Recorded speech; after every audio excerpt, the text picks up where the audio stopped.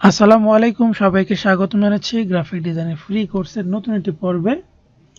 আজকে পর্বে আমরা ক্লিপিং মার্কস নিয়ে কথা বলবো। বিষয়টা অনেক সহজ, অনেক ছোট, কিন্তু অনেক গুরুত্বপূর্ণ এবং এটাই অনেকে ভুল করে। ক্লিপিং মার্কস মানে কি? কোনো একটা জিনিসের মধ্যে কোনো একটা জিনিসকে আবদ্ধ করা। যেমন আপনি এটা আইডি কার্ড বানাচ্ছেন, এখানে আইডি কার্ডের ভিতরে আপনি যে ছবি ব্যবহার করবেন, ছবিটা বৃত্ত আকারে ডিজাইন করবেন। তাহলে আপনি একটা বৃত্ত নিয়েছেন, ঠিক আছে? এখন বৃত্ত নিয়েছেন, এই ছবিটা নিয়ে আসলেন টেনে। আমি ছবিটা আমার কম্পিউটারে আছে, টেনে আমি নিয়ে আসলাম। টেনে নিয়ে এসে তারপরে এইখানে মাস্ট বি একটা কাজ করতে হবে, এটা অনেকেই করেন না, ইমবেড করা। এই দেখেন, ইমবেড করলে ক্রস বাটনটা উঠে গেছে। এটা মানে কি? এটা মানে হচ্ছে ছবিটাকে আমি এই ফাইলের সাথে লিঙ্ক করে দিলাম।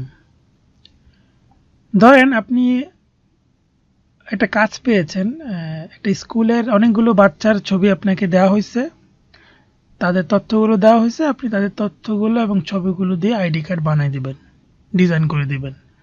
এখন সেই ছবিগুলো আপনার কম্পিউটারে আছে, ঠিক এই ছবিটার মতো টেনে নিয়ে আসলেন, কিন্তু ওই যে ইমবেড করলাম একটু আগে, ইমবেড করেন নাই, না করেই আপনি ছবিগুলো ক্লিপিং মার্কস করে করে ব্যবহার করতেছেন।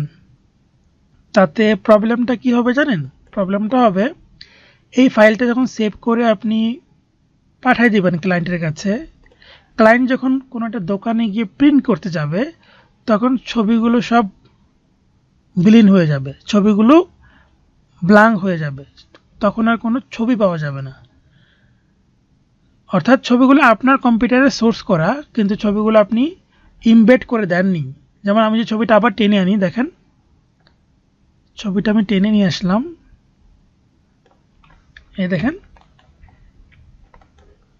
এখন যদি আমি ছবিটা ইমবেড, এইটা কিন্তু ইমবেড না করা। ইমবেড না করা মানে কীভাবে বুঝবো? এটাকে সিলেক্ট করে উপরে দেখেন কি লেখা, আর এটাতে সিলেক্ট করে দেখেন উপরে আনইমবেড লেখা, মানে ইমবেড হয়ে গেছে। আর এখানে ক্লিক করে লিখলে কি হচ্ছে? ইমবেড করতে বলছে, এবং এটা ক্রস বাটন আছে। আমি যখনই আমি ইমবেড হয়ে যাবে, ক্রস বাটনটা উঠে যাবে, অর্থাৎ এই ফাইলের সাথে এটা অ্যাটাচ হয়ে গেল। এটা হচ্ছে ছবি আনা, কিন্তু আমরা ক্লিপিং মার্কস এখনো করিনি, আমরা করব। আরেকটা বিষয় বলে রাখি, যদি আপনি কোনো ছবি কপি করে নিয়ে আসেন, সাপোজ আপনি গুগলে গেলেন, গুগলে গিয়ে লিখলেন মুশফিকুর রহিম, জাস্ট আপনি যে কোনো ছবি গুগল থেকে নিয়ে আসলেন, আমি জাস্ট একটা এক্সাম্পল আকারে বোঝানোর জন্য আমি একটা ছবি নিয়ে আসলাম। ধরেন যে ছবিটা আপনার ভালো লাগছে, সো এটাকে সেভ করেন নাই, সেভ করে আনলে same process, but copy image দিয়ে নিয়ে আসছেন। সাপোজ এই ইমেজটা একটু ভালো রেজলিউশনের ইমেজ করছি আমি, ছবিটা এখনো রেজলিউশন ভালো না, ইন্টারনেট দুর্বল মনে হচ্ছে।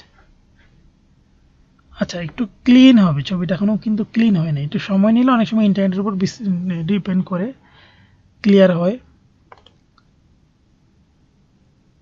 আচ্ছা, আমি ছবিটা কপি ইমেজ দিয়ে নিয়ে আসলাম, দিয়ে এখানে আমি কন্ট্রোল ভি, ভিক্টোরিয়ার ভি দিয়ে পেস্ট করলাম। পেস্ট করার পরে ছবিটা আসলো, দেখেন কি লেখা? আনইমবেড। তার মানে এটা অটোমেটিক ইমবেড হয়ে গেছে। তাহলে ইমবেড, আনইমবেড এবং ইমবেড ইম্পর্টেন্ট কেন? অর্থাৎ ইমবেড না করে দিলে ছবিগুলো মিসিং হয়ে যাবে, সেক্ষেত্রে অন্য কোনো কম্পিউটারে গিয়ে ছবিগুলো ওপেন হবে না। এটা গেল এই ছবি ইমবেড করে। এবার ক্লিপিং মার্কস করব। আমরা এই ছবিটাকে শিফট হলে চেপে ছোটো করব কর্নার ধরে, কখনো একদিক থেকে টেনে ছোটো করব না, তাহলে এরকম চ্যাপ্টা হয়ে যাবে। কন্ট্রোল জেড, ভুল হলে কন্ট্রোল জেড। এবার ছবিটা এখানে এনে ছবিটা রাইট ক্লিক করে অ্যারেঞ্জ থেকে সেন্ড টু ব্যাক, ছবিটা পিছনে আর শেপটা থাকবে উপরে, এটা হচ্ছে নিয়ম। তারপর যে কোনো একটা সিলেক্ট করে ছবিটা সিলেক্ট করলাম এবং শিফট চেপে উপরের শেপটাও সিলেক্ট করলাম, তারপর রাইট ক্লিক করে মেক ক্লিপিং মাস্ক করলাম। দেখেন ছবিটা ছিল স্কোয়ারের, কিন্তু ছবিটা এখন বৃত্তের আকারে চলে গেছে। সো এইটা হচ্ছে ক্লিপিং মাস্ক প্রসেস, এবং ক্লিপিং মাস্ক নিয়ে আমি আরও কয়েকটা ভিডিও দেবো ধাপে ধাপে ক্লিয়ার করার জন্য, যাতে করে ক্লিপিং মাস্ক নিয়ে কোনো সমস্যা না থাকে। সো ধন্যবাদ সবাইকে। আর যারা আমাদের প্রিমিয়াম কোর্স করতে চান, আপকামিং আমাদের বেশ আসবে, তো এখানে অনেকগুলো এই কোর্সে কী কী শেখানো হবে এখানে দেওয়া আছে। আগের পর্বে কিছু বিষয় বলেছি, এবং প্রত্যেকটা পর্বে নিয়ে আবার ভিডিও অনেকগুলো দেওয়া আছে, অর্থাৎ এগুলো লাইভ ক্লাস হবে। পাশাপাশি প্রত্যেকটা টপিক্সের উপর পুঙ্খানুপুঙ্খানুভাবে ছোট ছোট অনেকগুলো ভিডিও থাকবে যেগুলোতে আপনি পুরো বিষয়গুলো ক্লিয়ার হতে পারবেন। যেমন শুধু বিহ্যান্সের পোর্টফোলিও নিয়ে 8টা ক্লাস, কোম্পানির প্রোফাইল নিয়ে 9টা ক্লাস, প্রত্যেকটা বিষয়ের উপর আলাদা আলাদা করে আপনাদেরকে টাস্ক দেওয়া হবে। সো এই কোর্সটিতে A to Z graphic design শিখতে পারবেন। এবং এই কোর্সের কিছু ডিজাইন আমি যদি দেখাই, যেমন এইখানে আছে এটা, এখানে আছে কিছু ব্যানার ডিজাইন, তারপরে এখানে আছে কিছু ক্যাটালগ ডিজাইন। আমাদের হোয়াটসঅ্যাপে যোগাযোগ করবেন।